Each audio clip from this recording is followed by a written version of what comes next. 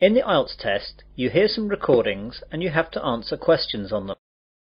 You have time to read the instructions and questions and check your work. All recordings are played only once. Now turn to Section 1. Section 1. You will hear a telephone conversation between a man and a woman discussing a hotel reservation. First, you have some time to look at questions 1 to 6.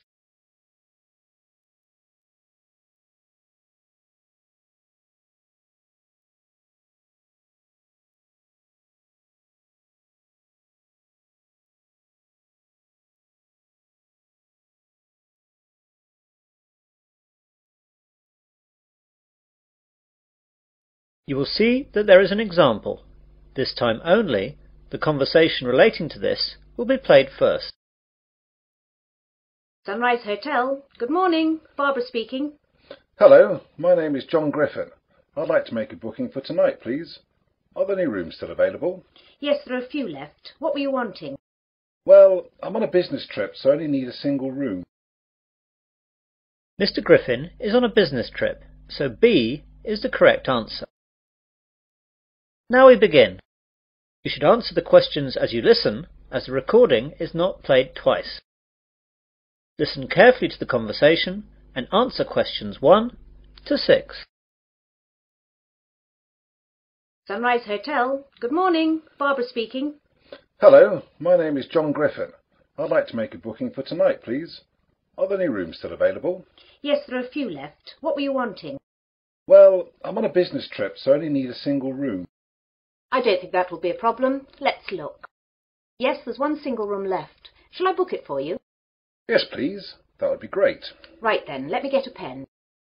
So what's your name again, please? John Griffin. That's JOHN GRIFFIN.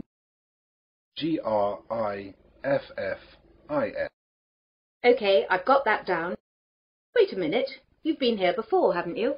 Yes, that's right. I stayed with you twice before. Well, we should have your details already. Let's look at the cards. Here we are. So, John Griffin from Sydney, right? Yes, that's right.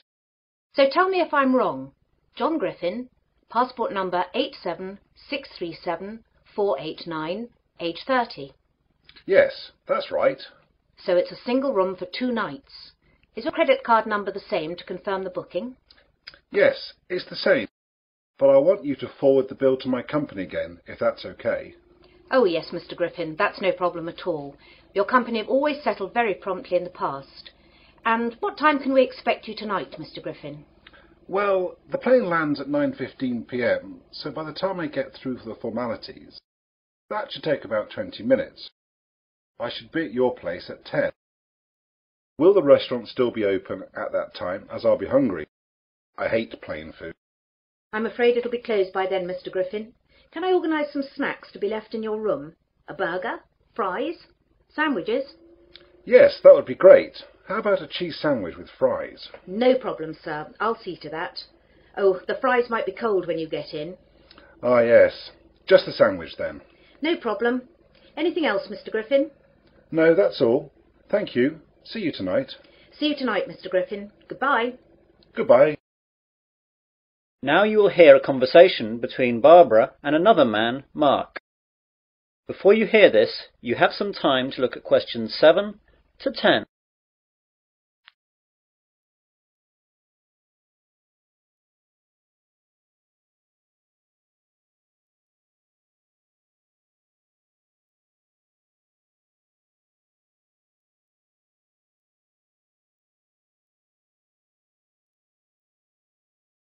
Now listen carefully and answer questions 7 to 10. Oh, Mark, that was Mr. Griffin. You know that nice man from Sydney who's been here a couple of times before? He's booked a single room for 2 nights from tonight. Oh, good. Wait a moment. Which room have you put him in? I put him in number 22. Is that okay? I think so. Let me just check. Oh, blast. There was a booking earlier this morning. All the singles are now gone. Oh dear, I'm so sorry. I didn't realise. Don't worry, it's not a problem. We'll stick him in number 34. It's a double room, but it shouldn't matter. What about the price? The double is $150 a night, and he's going to be expecting $100 a night for the single. Well, we don't want to upset him. We want him to come back. Make a note that we'll give him the single rate and that he's got a free upgrade. I'm so sorry, Mark. I should have let him know that there weren't any singles left. No, it's not your fault. I took the booking earlier, but the computers were down. I should have made a note of the booking so that everyone knew. It's my fault. Mr. Griffin has ordered a cheese sandwich to be left in his room too, as the restaurant will be closed when he gets in. That's no problem. Just leave a message for my wife in the order book there. She'll make sure that it's prepared by the kitchen staff, and then room service can take it to his room just before he arrives. How much shall I charge him for the sandwich? What is it again? Ah, yes, cheese. Well, beef and chicken are both $10, and salad is $8. Just make it $9. That should be okay. OK. Thanks, Mark. That is the end of section 1. You will now have half a minute to check your answers.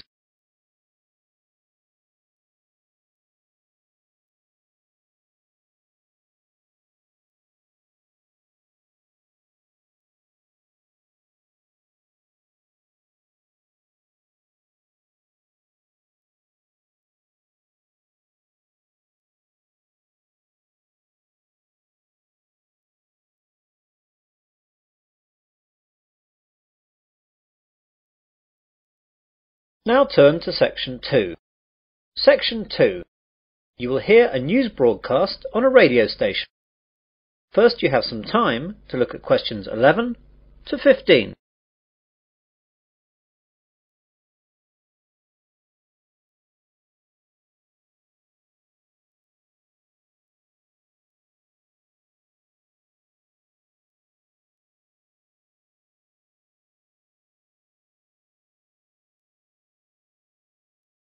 Now listen carefully to the news broadcast and answer questions 11 to 15.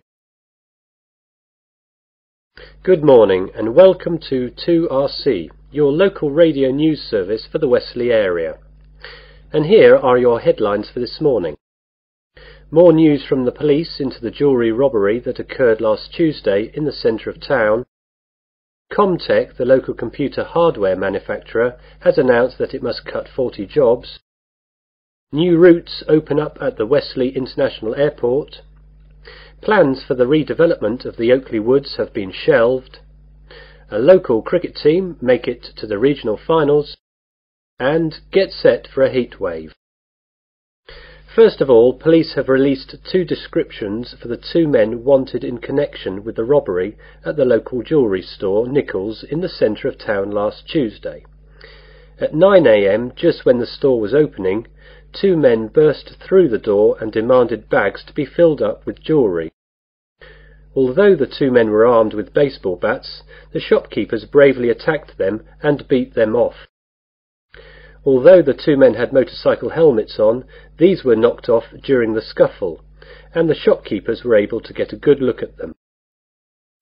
The first man is said to be about 6 foot in height, slight build, dark hair and a small moustache. He was wearing blue jeans, a white t-shirt and a black leather jacket. The second man is much shorter, around 5'8", with a fat build and red hair and clean shaven.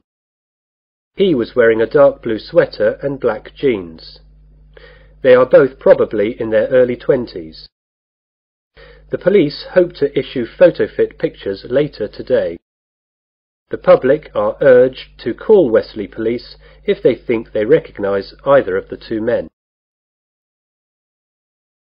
You now have some time to look at questions 16 to 20.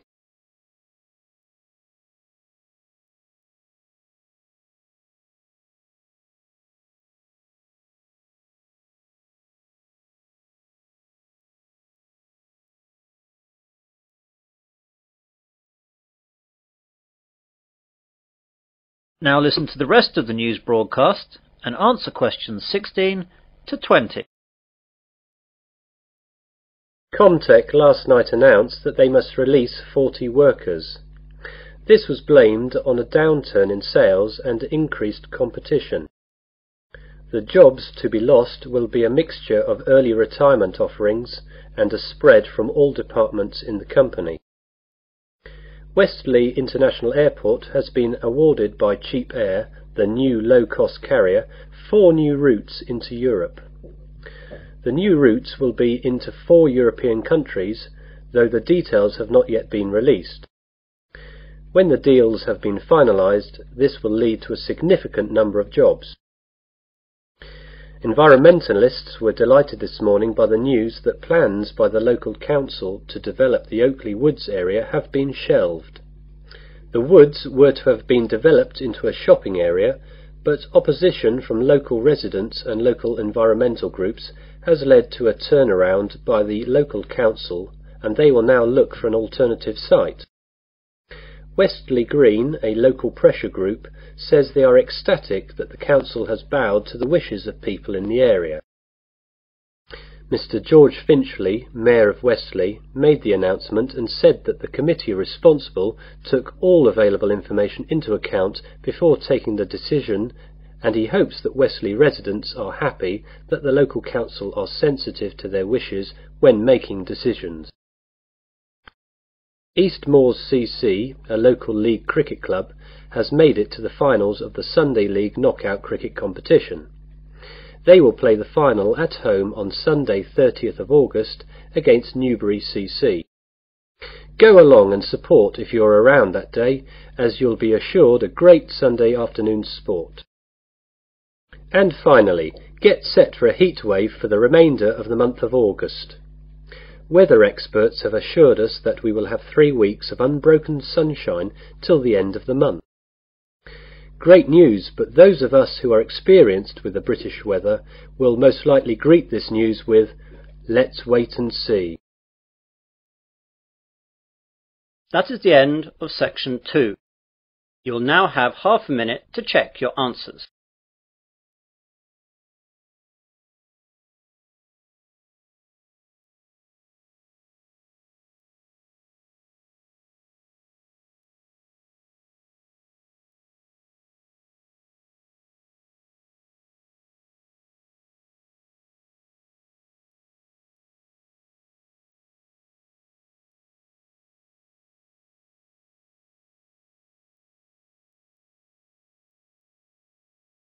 Now turn to section 3.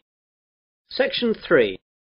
You will hear an admissions tutor at a university interviewing a prospective student. First you have some time to look at questions 21 to 26.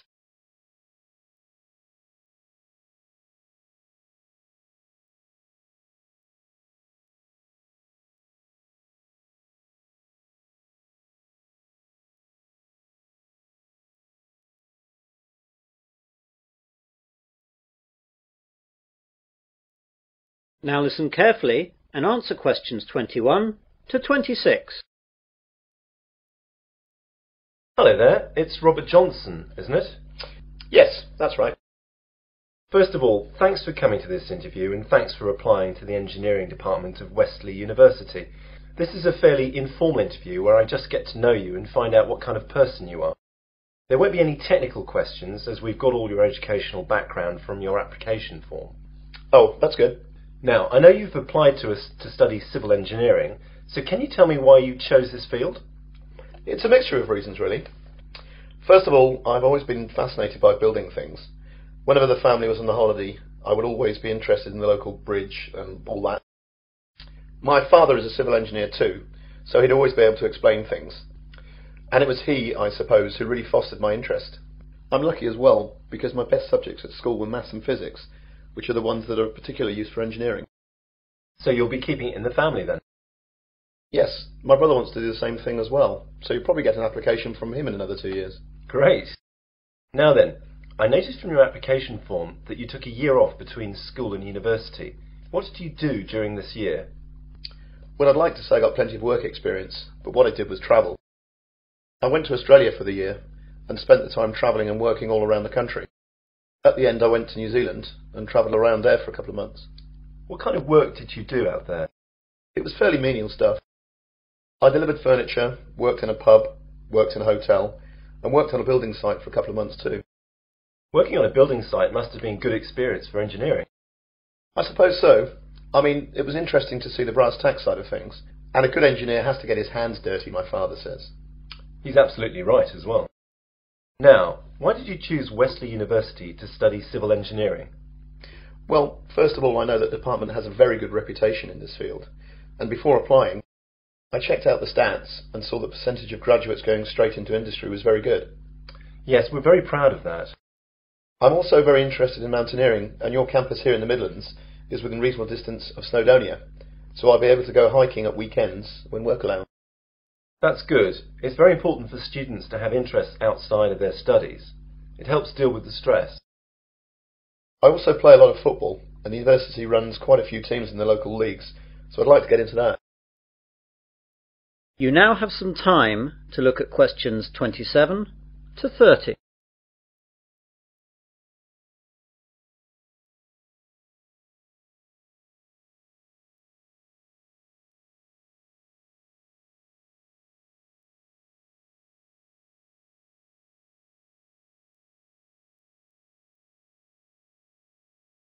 Now listen to the rest of the interview and answer questions 27 to 30. Is there anything you'd like to ask me about the course? Yes, the information in the prospectus wasn't very clear about assessment. How will I be assessed over the 4 years of the course? Well, as it's a sandwich course, you'll be working in industry for the 3rd year, and there won't be any exams for that year. In the 1st year, you'll have exams at the end of May. You'll probably have 5 papers to sit then. The 2nd year is identical to the 1st year. You have to pass the exams in these years, but they won't actually be part of your degree. In the 4th year, you'll have to write a dissertation of a minimum of 15,000 words, and most people use their time in the 3rd year, when they're working, to use as a basis for their dissertation. So the 3rd year can be spent doing the hard work for the dissertation, leaving the 4th year to polish it, and study for your finals.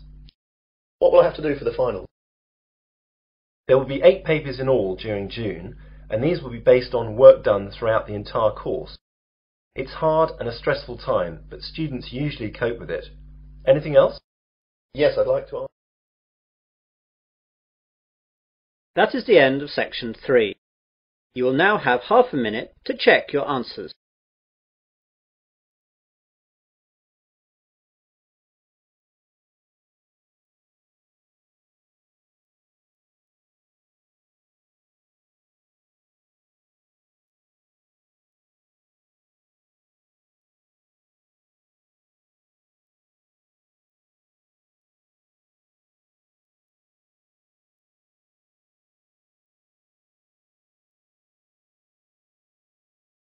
Now turn to section 4. Section 4. You will hear part of a research methods lecture. First you have some time to look at questions 31 to 40.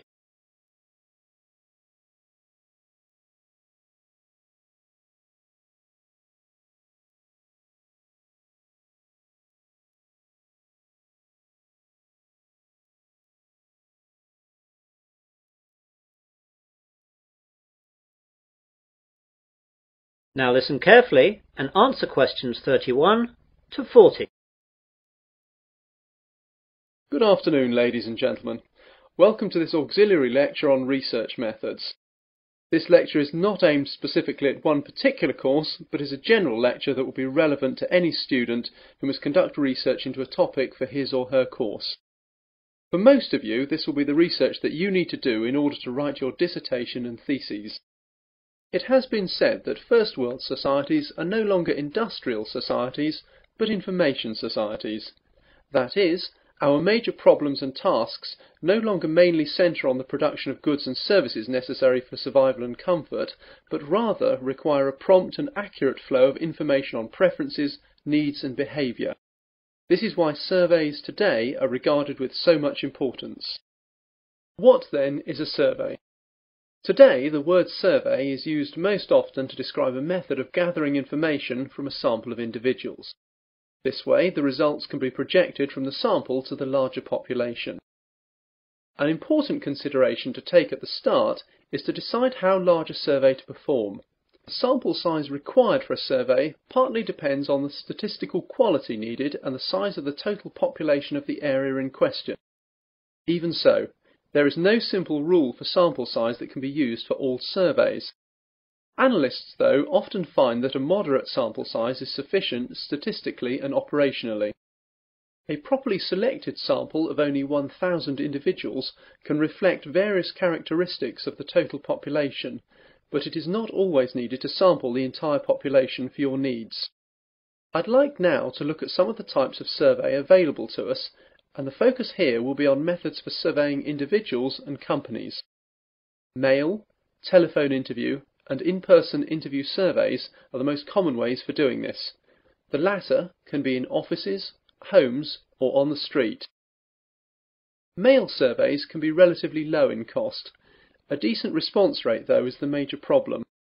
Mail surveys can be most effective when directed at particular groups, such as subscribers to a specialised magazine or members of a professional association. Telephone interviews are an efficient method of collecting some types of data and are being used increasingly. They lend themselves particularly well to situations where timeliness is a factor and the length of the survey is limited. For students such as you, though, cost will be an issue. In-person interviews in a respondent's home or office are good when complex information is to be collected. It could involve a great deal of travelling around, though. Street interviews could also be useful as they are easy, but the sampling is not very scientific. We also need to look at the content of our surveys. Surveys can focus on opinions and attitudes, or on factual characteristics or behaviour. Many surveys combine types of question. Questions may be open-ended, such as, "Why do you feel that way?" or closed, such as, "Do you approve or disapprove?" The questionnaire may be very brief, a few questions, taking 5 minutes or fewer, or it can be quite long, requiring an hour or more of the respondent's time. Also, because changes in attitudes or behaviour cannot be reliably ascertained from a single interview, some surveys employ a panel design, in which the same respondents are interviewed on 2 or more occasions. There are also certain ethics to be looked at in conducting surveys.